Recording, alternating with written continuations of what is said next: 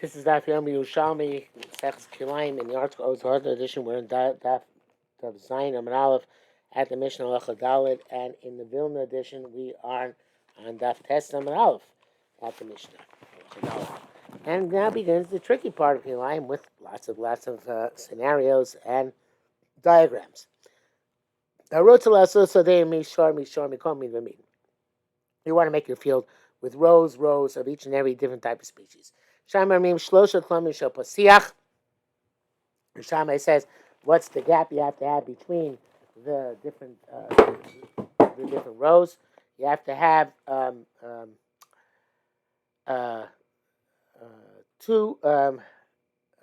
three furrows of a plow, which is about 2 amos, as the Gemara will say. Basil says the width of a Sharonite yoke. It's not much difference between the two of them.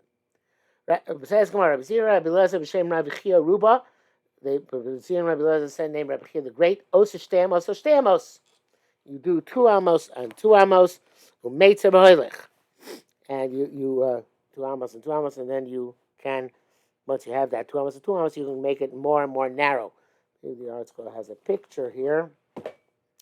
What it's supposed to look like.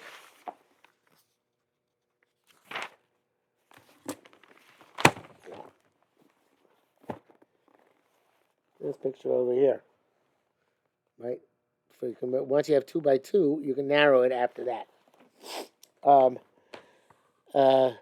I feel koshu, even to a small point, and I'm going to start using the pictures of Chaim Kanievsky because they are so simpler than the pictures we have in the article. The way he has it is Seer Aleph. Same idea as the article. So says Gemara, says Gemara, Meshalin. This is where it's made in rows by rows. But if it's only one meshar, doesn't work. In other words, these are 2 rows, one next to each other, right? But if it's one row, only one row, not you want to plant in the same row 2 different plants. So Vasekai de Marabiana, Ya Yochanan Lizara Chakli Chamisha Minim. It goes like Rabbi Yana said, I can plant in my field for 50 species. I can find 25 on this, 25 on this side, and 25 on that side. So the way we have it here is that. Here. This case over here, this is 2 amos wide, and then you have the diamonds in the middle, which are fallow, and then you have 2 minim. One that's over here, one over here. Actually, 2 minim here and 2 minim there. He has some chitim, shibol shual, soirin, and adoshim, and then you continue on for 100 amos. See 100, and you'll get 25. On one side, 25 the other side. 25 this side, 25 that side. Then you get 50, right? Altogether, you'll be able to make 50 minim in this 2 by 100 furrow. That's Meitzer Echad.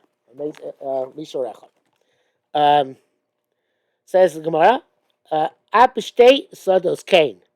This is also true by 2 fields. And this is, see the Gimel here. You have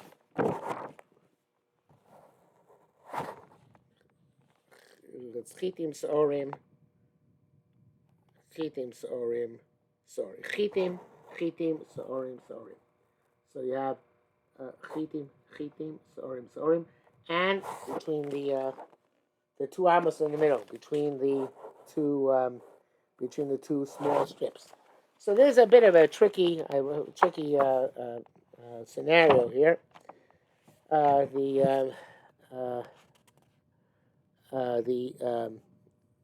I wrote that inside of my Reb Chaim here. Tricky. So these are all questions. Reb Chaim says all questions. What about two fields? One is has planted with wheat, and one's planted with barley, and you have to normally have a base rova between the two, which is 10 amos. What about if then you make on each one next to each one a small strip? Because you're treating the small strips, you only need 2 by 2 amos, right? And so can you put next to your large field of wheat a small strip, one strip of chitim? Also, with next to your field of barley, the large field, one strip of one small strip of barley, and therefore between those two small strips, only needs 2 amos. So it gives you within the base rova, base the pen. Okay. Uh, uh, uh, right. And so the question is whether that, or do we say that the small strip is tafel to the big strip, and so you still need a base rova in the middle. Next, the more asks, me'ato afilu ben chavero mutter. So later on, I'm going to talk about a field which is where friend's son is planted with wheat. You can put barley right up to his field, because you can tell the difference between your field and your friend's field. You don't have to have a distancing, except uh, uh, you have distance from your own field if it's planted with wheat, a base rova. So does it work like the you have here? When my boys come home, when you exercise, then I'll have him right? So this is this case over here. Where am I now? This one, yeah. You have your field. Uh, your friend's field has chitim, and right next to it you can put your own sorim, because you can tell the difference between your field and your friend's field. Oh, so that's those sorim are okay. Now put a short, put just 2 amos between your strip of sorim here, it's a small strip, and your strip of chitim over here, it's a small strip. And then can you put again your larger field of chitim over here in close proximity, because you've eliminated the need for the 10 by 10 amos in the middle by having that small strip over there.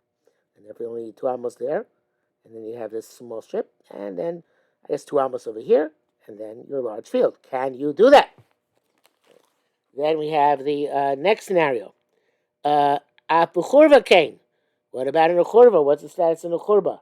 So you have here a case where, make sure I'm up here. See your Dalit. Let's see Dalit. See your hay now. You have chitim over here and churba, with the imaginary sorim over here.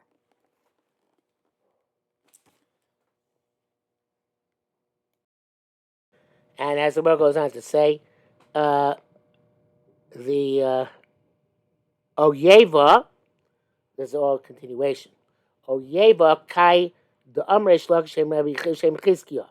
Could it be, it says, oh, means, let's say, perhaps, or maybe we could say like that, which Shlaki said there, it's rosh tar bar michurba mutter. If you have an imaginary wedge which comes out from the churba, it's permissible. So that's why you can plant one. We had this before. One solitary seed of sorim next to the chitim, because there's an imaginary wedge which can be drawn out in the churba. Was that true about a mesha also? That you can put a one seed at the top of the row, next to the next row, if you have next with 2 amos which are clear, where you could have planted on an angle to the end, you would have the proper distancing. In other words, we say here, perhaps since there's 2 amos here,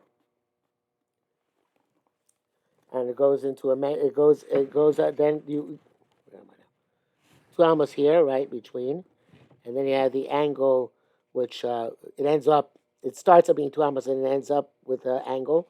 Okay, back here. Do I say that even to an imaginary place, and therefore I can plant that's one seed over there. The imaginary place meaning the imaginary wedge meaning the churba. Um, Rebbe Omer, Rebbe says, Maschil beis rova, meitzorach ad shloshet tlamim shel pasiach. You start with a base rova, and you can end up going to to 3 furrows of pasiach. So this is this kind over here. In other words, we're dealing with larger fields. We need to have a base rova in the middle, 10 amos by 10 amos. So he's saying that you don't need 10 amos the whole way. You can then narrow it with a wedge until there's three flemish of patiach in the middle, which is the 2 amos which we mentioned on our Mishnah. Of a lacelay, so the Gemara asks, doesn't lacelay rabbanon? Says here Rebbe, but should be rabbanon. Lacelay rabbanon tfua b'tfua base rova. What about the was that a question according to Rabbanan or according to Rebbe? Hold on a second here. My mistake. It's not 2 big fields. That was 2 big fields. Yes, that would be the case. But it's talking about. He argues on a Mishnah. Rebbe argues on a Mishnah. He says even the archak of 2 amos, that is you can't.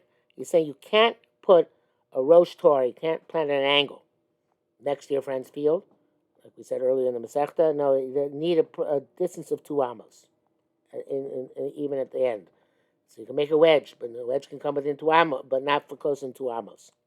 So the Gemara says, the Leisle the Rabbanon, the Rabbanon of Rebbe hold that it's enough to have 2 amos between the two strips.